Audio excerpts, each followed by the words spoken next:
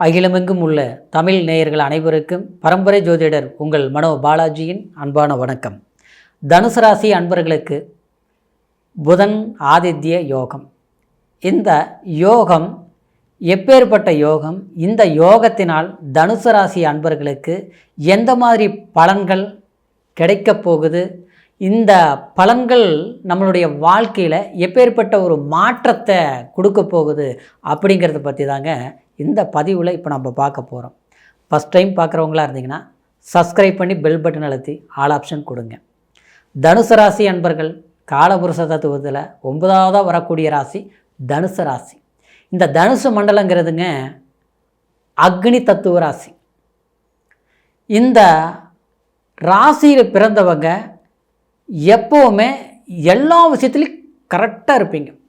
எது செய்யலாம் எது செய்யக்கூடாது, 4 பேர் மதிக்கிற அளவுக்கு தான் இருப்பீங்க. 4 பேருக்கு உதவி செய்யக்கூடிய நிலையில் தான் நீங்கள் இருப்பீங்க. நம்மக்கிட்ட எவ்வளோ சொத்து இருக்குது, எவ்வளோ ஆடம்பரமான ஒரு ஒரு ஆடம்பர வாழ்க்கை வாழ்கிறோங்கிறது முக்கியம் கிடையாது. நம்ம எந்த ஒரு நிலையில் வசதியாக இருந்தாலும் சரி, வசதி குறைவாக இருந்தாலும் சரி, ஆனால் எப்போவுமே ஒரு தர்மம் செய்யக்கூடிய நபர்களாக தான் இருப்பாங்க இந்த தனுசு ராசிக்காரர். அது மட்டும் கிடையாது, கூட பிறந்தவங்களுக்கு உதவி செய்திருப்பீங்க, பெற்றவங்களை மதித்து வாழ்ந்துருந்துருப்பீங்க. அதே நேரத்தில் கட்டிய கணவனாக இருந்தாலும் சரி, பெற்ற பிள்ளைகளாக இருந்தாலும் சரி, இல்லை கணவன் மனைவிக்கு செய்ய வேண்டிய கடமைகளாக இருந்தாலும் சரி, 1% கூட குறையாமல் அவங்கள கண் கலங்காமல் பார்த்துக்கக்கூடிய ஒரு மனநிலை கொண்டவங்க தான் இந்த தனுசு மண்டலத்தில் பிறந்தவங்க. இந்த ராசியில் பிறந்த ஒவ்வொருத்தரும் அவங்களுடைய வாழ்நாளில் பார்த்துட்டோம்னா ஆன்மீகத்தில் ரொம்ப அதிகமான ஈடுபாடு வச்சுருப்பீங்க.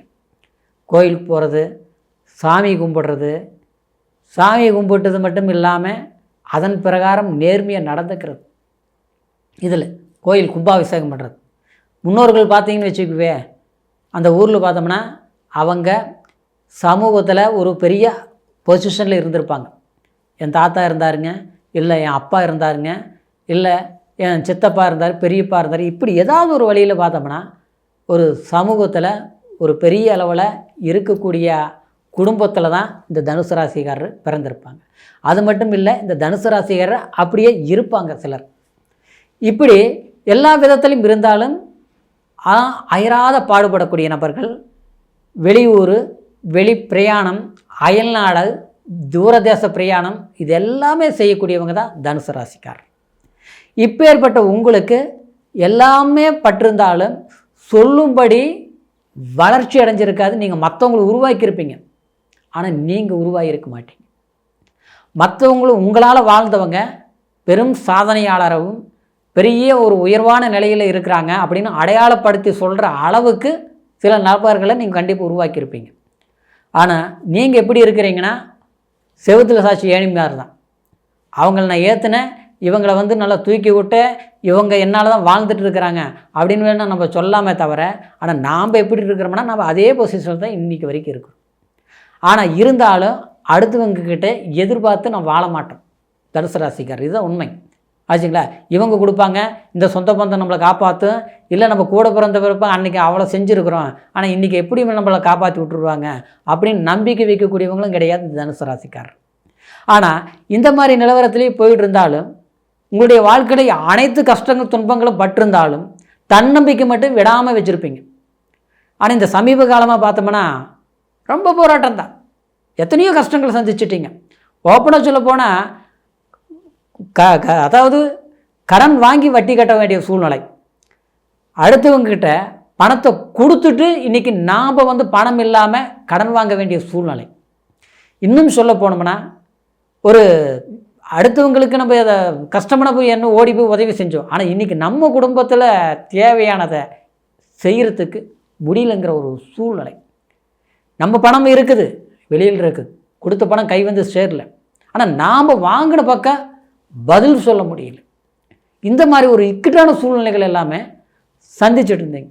ஆனால் என்னை பொறுத்த வரைக்கும் சொல்கிறேன் பாருங்கள், இந்த ஜாதக சாஸ்திர சம்பிரதாய பிரகாரம் பார்க்கும்போது உங்களுடைய ராசிக்கு அதாவது பாக்யாதிபதி சூரிய பகவான்.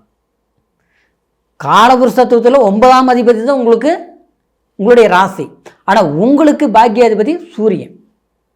அப்போது குரு சூரியன், அதாவது அந்த சூரியன் வந்து ஆட்சியில் போய் உட்கார போகிறாரு இந்த ஆகஸ்ட் மாதம் 17ஆம் தேதி.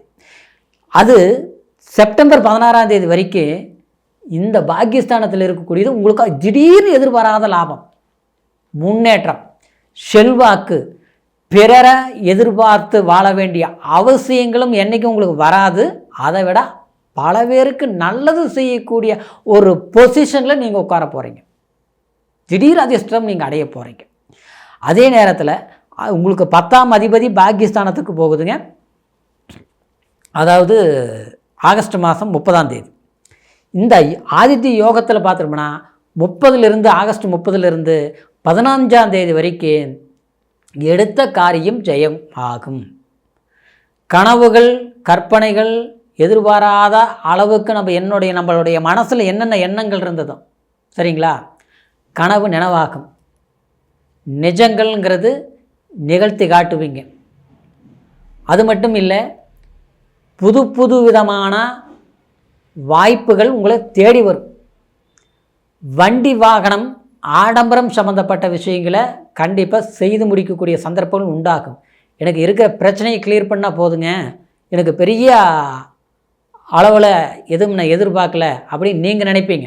ஆனால் கண்டிப்பாக சொல்கிறேன் பாருங்கள், உங்களுடைய ஜாதகத்தில் தசா புத்தியும் நல்லா கரெக்டாக பலமாக நடந்துட்டு இருந்ததுன்னு வச்சிங்களேன், இந்த காலகட்டத்தில் நீங்களே எதிர்பாராத ஆச்சரியம் அடையக்கூடிய அளவுக்கு சாதகமான நிகழ்வுகள், அதிசயங்கள் நிச்சயமாக நடக்க போகுது.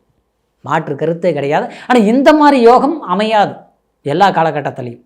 இந்த 2025லேயே பார்த்துட்டோம்னா பாக்யாதிபதி பாக்யஸ்தானத்தில் ஆட்சி நிலையில் இருந்து 10ஆம் அதிபதி 7ஆம் அதிபதி புதன் பகவான், அதாவது சூரியனோடு இணையும் போது அது புதன் ஆதித்ய யோகமாக செயல்படக்கூடிய காலம் பொக்கிஷம், அற்புதம். ஆனால் எல்லாத்துக்கும் தசா புத்தி நல்லா இருக்கணும் சரிங்களா.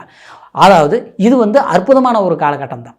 ஏன்னா உங்களை பொறுத்த வரைக்கும் மற்றவங்களுக்காக நீங்கள் வழி நடத்தக்கூடியவங்களாக இருந்தாலும், ஆனால் நாம் வந்து ஒரு மெழுகுவத்தி மாதிரி அடுத்தவங்களுக்கு வெளிச்சத்தை கொடுத்துட்டு மெழுகுவத்தி எப்படி உருகிட்டு இருந்ததோ அந்த மாதிரி உருக உள்ளமாக நீங்கள் இருந்தாலும் கண்டிப்பாக நீங்கள் உருகி வெளிச்சத்தை கொடுத்ததுக்கு உண்டான தர்மம் நிச்சயமாக உங்களுக்கு தலகாக்குங்கிற மாதிரி உங்களுக்கு வாய்ப்புகளையும் செல்வாக்குகளையும் வேலையினால் ஒரு சந்தோஷமான ஒரு பதவிகளையும் கண்டிப்பாக கிடைக்கும்.